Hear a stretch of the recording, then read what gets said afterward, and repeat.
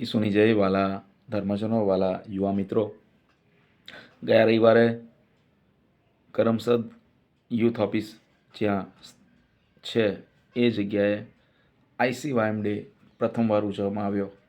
આઈસીવાયએમ ડેના રક્ષક સંત ગોન્ઝાલો ગાર્સિયા છે વસઈના, અને એ દિવસે સર્વ આટલા વર્ષોમાં વિશેષ કરીને ઉજવણી એટલા માટે કરવામાં આવી કે આ વર્ષે આઈસીવાયએમ ઇન્ડિયન કેથલિક યુથ મુવમેન્ટ રાષ્ટ્રીય ધોરણે 25 વર્ષ પૂર્ણ કરે છે.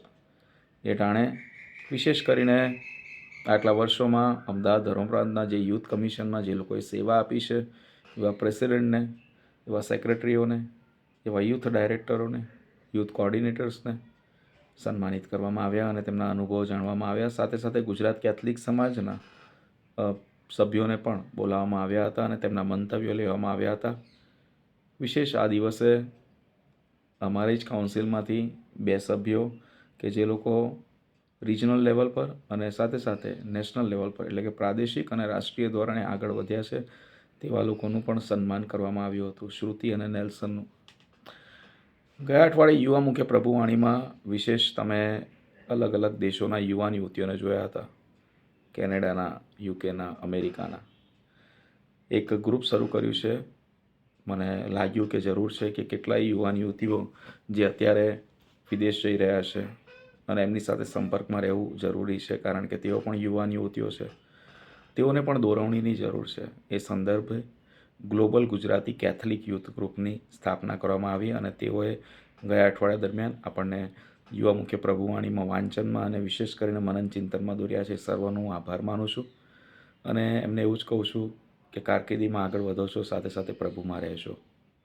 આવનારું અઠવાડિયું ઉમરેડ ડિનરીના ઠાસરા તાબાના યુવાન યુવતીઓ આપણને યુવા મુખ્ય પ્રભુવાણીમાં દોરવાના છે. સાથે સાથે છેલ્લી અપીલ છે, દરેક વ્યક્તિને પોતાના જીવનનો હેતુ જાણવો બહુ જરૂરી છે અને વિશેષ કરીને ટીનેજર્સ અને યુથને તો ખાસ. અને એ સંદર્ભે વિશેષ રિટ્રીટનું આયોજન નગરા ખંભાત ખાતે તારીખ 18મી ફેબ્રુઆરીના રોજ તપૃતોના પહેલા રવિવારે કરવામાં આવ્યું છે. ત્યારે એની રજિસ્ટ્રેશન ફી ₹100 છે. અત્યાર સુધી લગભગ 425 જેટલા કિશોર અને યુવાન યુવતીઓ રજિસ્ટ્રેશન કરી ચૂક્યા છે. છેલ્લી તક આપું છું રવિવાર સુધી. રવિવારે સાંજ સુધીમાં એ ઘડીએ ઓન ધ સ્પોટ રજિસ્ટ્રેશન નથી, એટલે જે લોકો પણ હજુ ઊંઘતા હોય જાગી જાઓ અને આ તકનો સદુપયોગ કરો. કદાચ તમારા તાબામાં જાણે અજાણે જાહેરાત ન થઈ હોય એવું પણ બન્યું હોય તો તમે મારો સંપર્ક સાધીને ઓન ધ સ્પોટ રજિસ્ટ્રેશનની જગ્યાએ તમે મારો સંપર્ક સાધીને અત્યારે પણ રજિસ્ટ્રેશન કરાવી શકો છો. Thank you very much.